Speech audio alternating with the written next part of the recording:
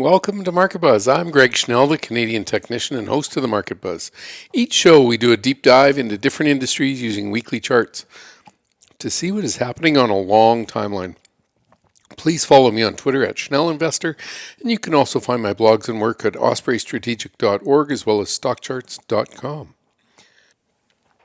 So this week, the real question for the markets are we going to implode lower or explode higher? And there's a big bull-bear debate here on the charts, and a relatively important friction point in my work. I'm starting to see some of the large cap names start to break lower, and I think that's a big problem. But if, on the other hand, they could all of a sudden just start to turn here, this would be like a natural setup for things to explode higher. So I don't want to be bearish. I want to be paying attention to what's going on in the price action. We have the Fed meeting later on Wednesday. And once that data comes out, that'll probably mark a meaningful shift in the market one way or the other. But the market continues to soften heading into the Fed's names. Some large cap names are making new lows, and others are testing prior highs, like Tesla's trying to break out. Names like NVIDIA are trying to get going, but Microsoft and Google are pushing towards the downward side of the range. So I want to dive in and show a way to look at the communications area in general. Literally just bring up all the charts and go check them out. Show you a couple of different ways to sort it, so a little bit of how to use stock charts a little bit better, and then we'll get right into the charts and take a look at some of them. So with that, if you've got any questions about what we do over at Osprey Strategic, I'd like to help you out with that. Feel free to go over and try a 1-month membership at just $7 if that would interest you. And again, one of our big goals is to preserve capital and try only to ride uptrends and try to get out for the downtrends. So anyway, hopefully there's something there for you. Give it a shot. The homepage, ospreystrategic.org, will probably give you everything you need. So again, we're going to set up this communication sector, and the idea, what I'm trying to do here is I just want to go in and look at them all. So I'm going to go edit this list, and I'm going to just clean it out, get rid of all the charts in there, and show you how to set it up easily. It's literally fast. So I'm going to delete all these charts, and the way we do that is we just head over. Actually, I'll get a new tab just to make it look really easy. We're going to go to your dashboard, and we're going to go down here, and we're going to start a new scan, and we're going to ask to populate it with the entire communication services sector, and we're just going to add that in, and then we're going to run that scan. And what that's going to do is going to bring up about 250 stocks, allows us to put them all together. Now we can sort based on price action when we do that. But the problem is a lot of these are small caps, and so this would put the best price action first. But I think the bigger issue is they're really, a lot of them are unknown names, and it might be too difficult to trade. So today I'm going to try and sort them on a different area. I want to, first of all, I'll put them in a chart list. And so the chart list that I've got all set up for this is my communication sector chart list. And then what we do here is we just hit save. Now all of these stocks are going to go in there. Now what we can do is we can sort on market cap. And by sorting on market cap, that's going to put the Googles and Meta stocks at the top and work our way to lower. And then, or we could sort on scooter ranking, which is price action. But again, that gets us a lot of small cap names here that might not be known. I'm not sure how many people know Hardy Hanks and Arena Group Holdings and that kind of thing. So anyway, rather than focusing that direction, let's go market cap and just get the biggest ones first, and then we'll go analyze those charts.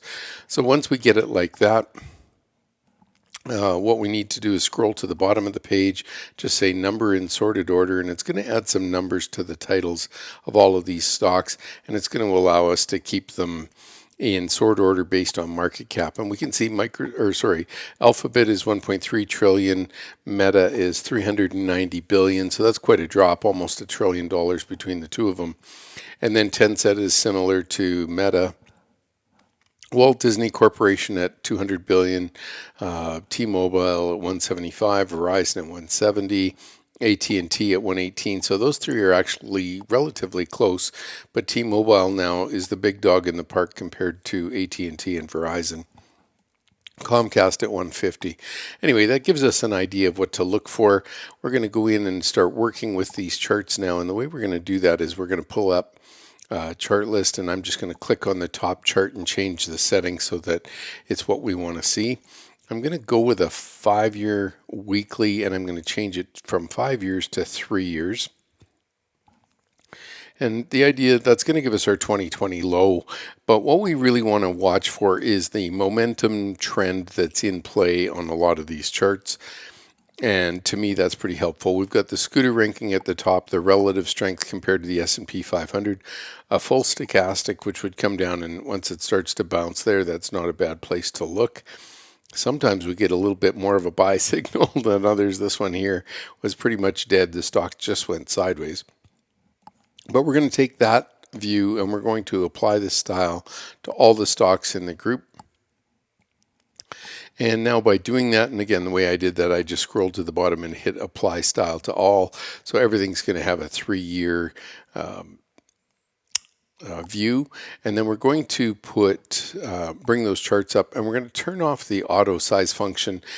And the reason for turning that off is that allows us so that we can annotate. So as an example, I can go in and I can start to draw trend lines on this annotation tool, or using the annotation tool, and just point out kind of some of the obvious things we see. So on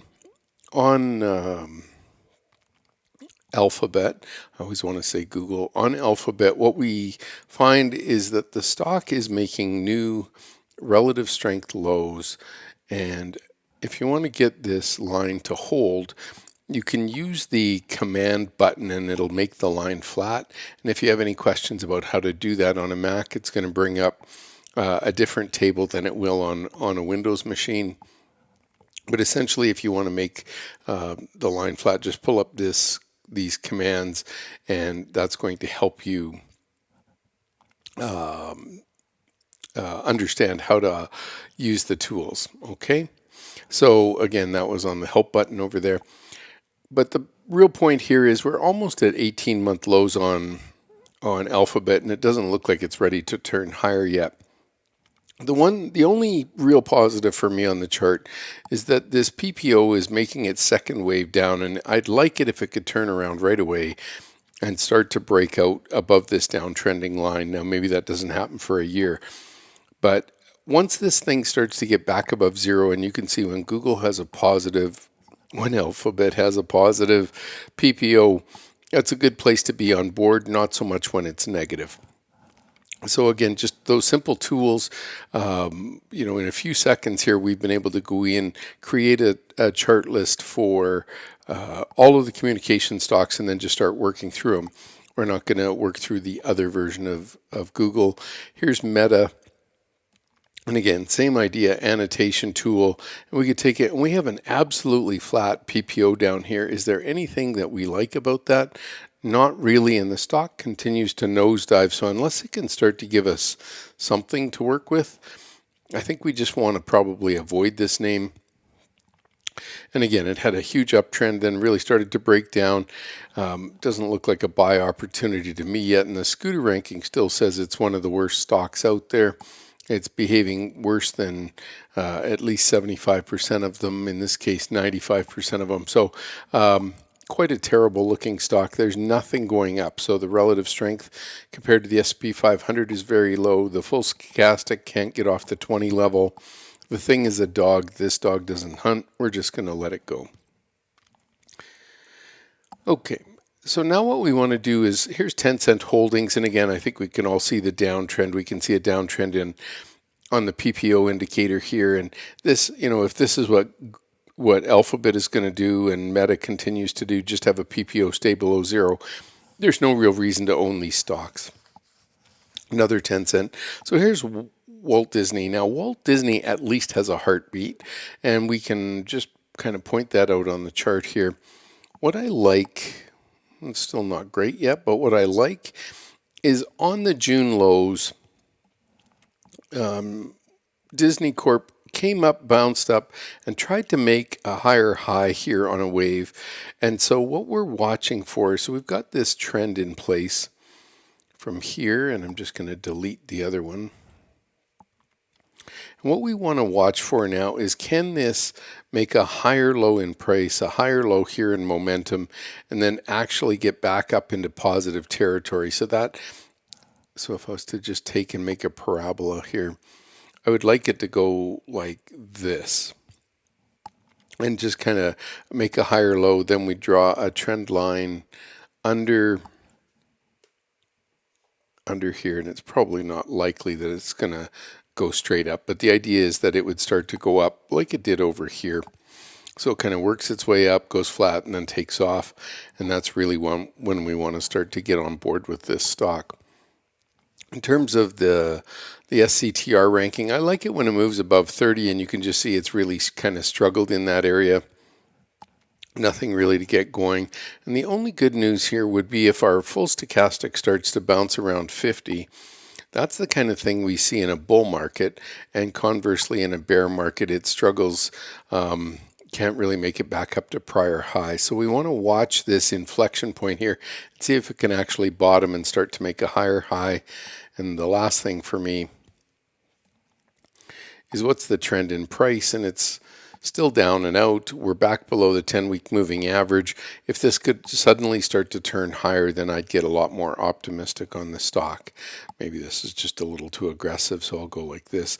But you get the idea. We want the stock to gently pull back, and now we want buyers to start to step in on this higher right shoulder. So we have a left shoulder, a head, and a right shoulder, and start to turn it up. So yes, it's still falling. There's nothing good here.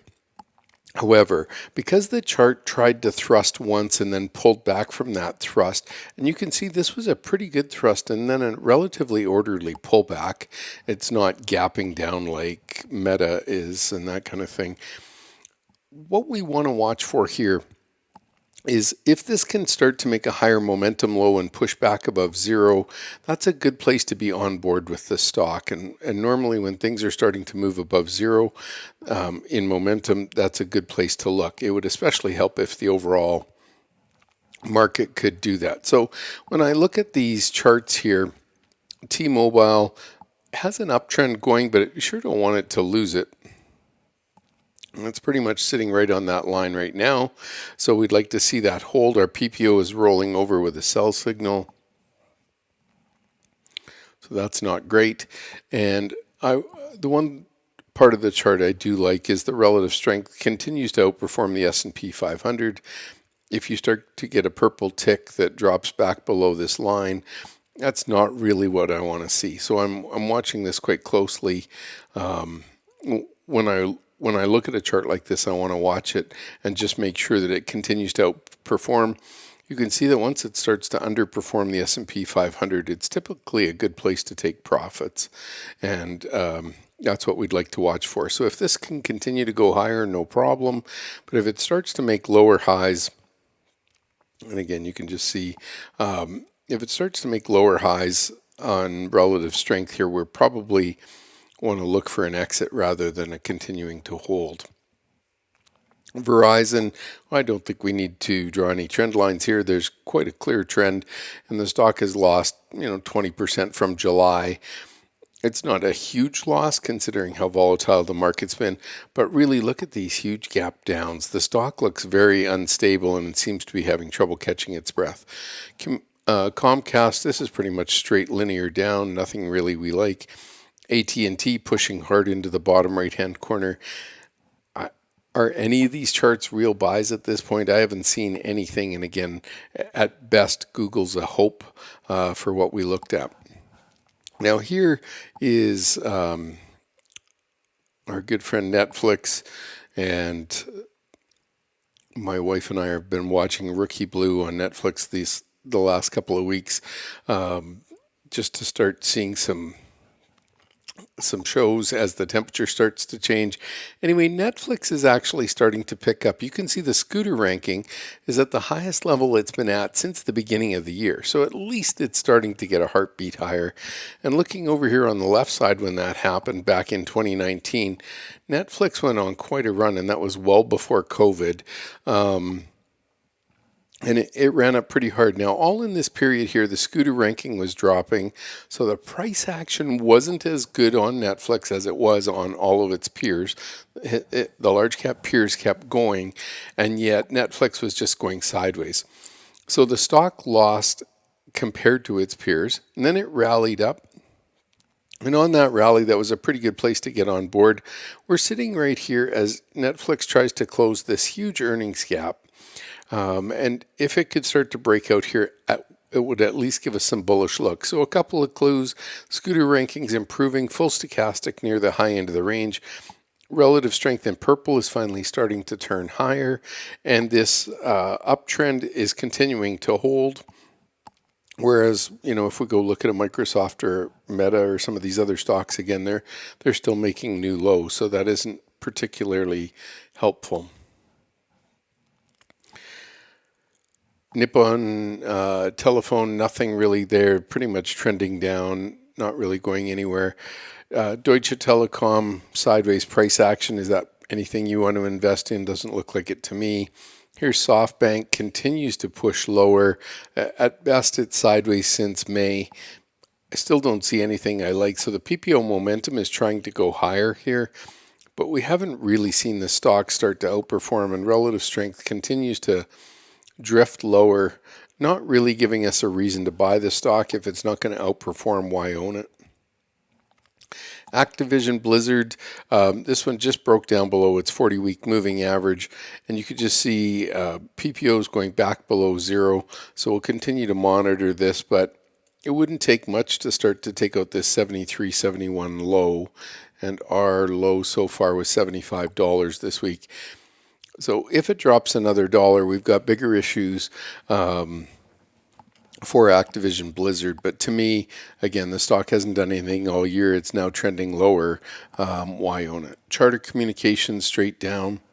And why did I pick communication services to go into?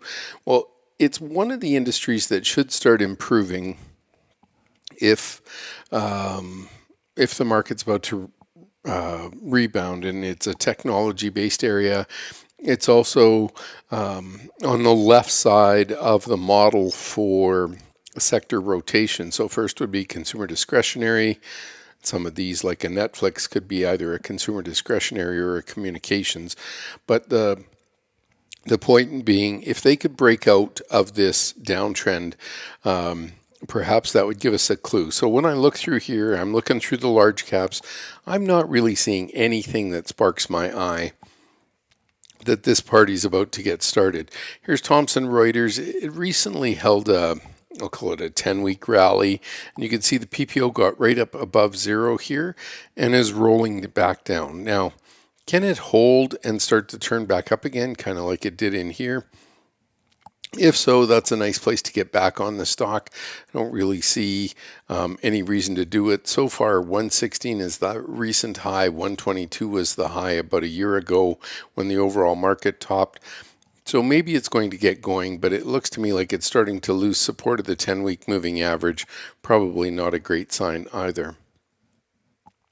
RELX, not sure what this one is. They're in publishing. Chart's pretty weak. Still doesn't look like an uptrend yet.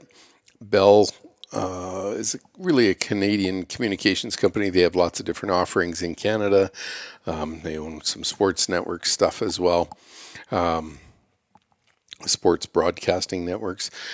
I would just say the chart's still down and to the right, so nothing really to like. America Mobile, this one's down and to the right, so nothing to get excited about. Baidu, again, we can't, unless you're a major hedge fund, we're not going to be able to make any of these bottom. We're going to start to watch to see if somebody else can, some big ETFs or hedge funds or Fidelities of the world start to buy into some of these stocks, but nothing's really been pushing up, right? This is a 2-year downtrend. Vodafone Group really breaking down hard here. It's almost at 2-year lows, goes back to November of 2020. Not exactly a positive experience there. Electronic Arts, nothing really going on for 2 years, so no reason to own that stock. Warner Brothers, that's pretty much heading to the bottom right-hand corner. Lots of volume showing up here, but nothing that really makes me want to buy the stock. Okay, so with that, we just went through kind of the 25 largest communication stocks. It was very quick to set up the group, very quick to organize it. We organized it in this case by market cap, put it in a chart list, sorted the chart list, changed the dimensions on everything. And by doing that, it really makes it easy for us to quickly go in and look. Now, we could do that with whatever, consumer discretionary, we could go do that with energy, and just take a look at the charts to get a feel for, is something starting to cook under the surface to help get these indexes to go higher? To me, it doesn't look like it yet. Okay, so let's go back to the dashboard. I want to talk about a couple of things specifically. So here's the QQQ and the SPY. Oops, let's try that again. GalleryView. I think what I'm really watching for here, these indexes are trying to base here. This is kind of a 5-wave move lower, and if they could start to turn higher right away, I think that would be a real positive.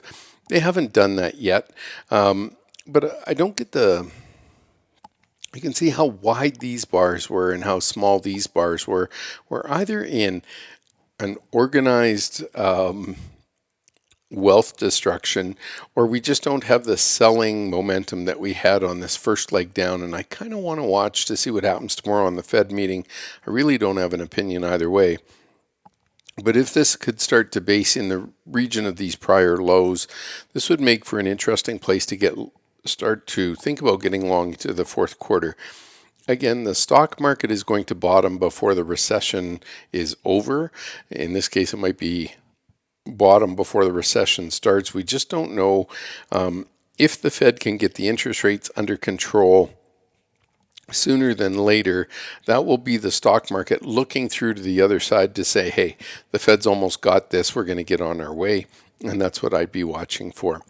When I look at the weekly charts, though, these two components right down here in the bottom right, the PPO rolling over below zero is not a comforting thing for me at all. Now, again, much like that Disney chart, if we could have a hump like this and then a hump here, and then we start to make a higher low coming out of here, or so here's our original low, we make a higher low, and then we come out higher. To me, that would give us a real opportunity to make the right side and try to shoot back up through here. I know a lot of people are predicting, another 20% downside, another 40% downside. Some are probably predicting a negative S&P 500. But the bottom line is that the charts, to me, are pushing lower, no question. What I'm looking for is sometime in the next 2 to 3 weeks to see if we can make our fall low, which is typically in an October time frame, and coming through that, can we rally out of the hole? Now, I don't know if it's 5 weeks from now or a week from now, but I don't want to be too pessimistic here and to find out that, some TV anchor people are starting to go short NVIDIA after it's pulled back 61%. Doesn't really feel like the right place to get short to me, but I'll leave that for other portfolio managers to figure out. What I see on the indexes is that we're still rolling over lower. We don't have a sudden thrust lower. I want to see if we can get through the Fed meeting and then see if the market rallies, even if it's just for the earnings period in October. Try to rally into that because we've priced in some pretty low numbers.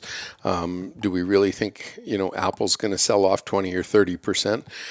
It's a good question, but I would just say I don't want to get too hung up on the bearishness. And when I look at the SMH and the IGV, it's been bottoming for 7 days here. It's pretty much held in. The semiconductors, I would say the software stocks fell really hard for 2 or 3 days here, or call it a week, and plummeted down. And can they make a low? Now, they also did this in June. They also did this in May, right around this same level.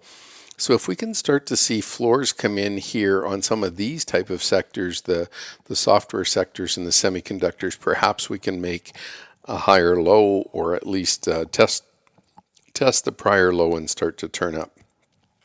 I know some people think that's too optimistic, but again, eventually the market does start to turn higher and smell the end of the recession. So that's what I'm looking for. With that, thanks for taking the time to join me on Market Buzz. Market Buzz airs Wednesday at 10:30 a.m. Eastern Time. You can also see the recordings on Stockcharts TV. Hey guys, Dave Keller here with Stockcharts.com. Thanks so much for watching our video. If you enjoyed it, and we hope you did, hit the like button right below. Also, we have so much new content every day. Consider subscribing to the channel. Just hit the subscribe button in the video or right below. Thanks for watching. Stay safe. Have a fantastic day.